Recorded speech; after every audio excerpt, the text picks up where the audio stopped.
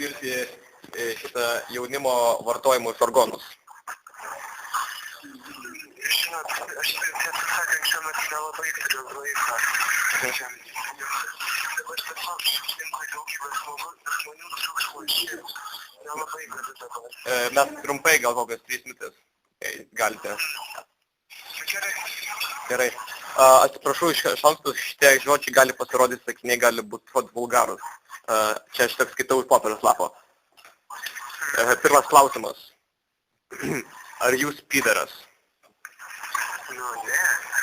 Gal galite man tiesiog iššifruoti, ką tas žodis pyderas reiškia, kaip jūs tai suprantate?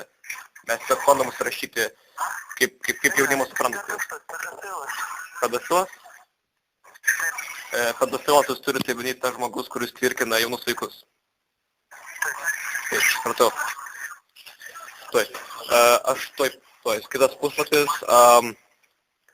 Ar jūs pisate kekšes? Tiesą sakant, šitokio aš nelabai suprantu. Nesuprantate? Sakyčiau, kad ne. Gal tiesiog suprantate, ką reiškia žodis pats pistinis. Aš tik surašinėjau, kaip jūs suprantate. Čia yra anoniminis šitas anketa tiesiog. Aš nepažįstu nieko, tiesiog numeris rinkau ir viskas.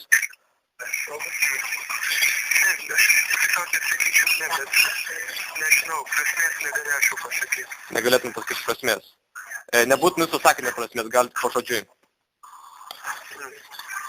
Ne, aš nežinau tai atsakyti. O gal turite kokių dar kitų žargono pasiūlymų?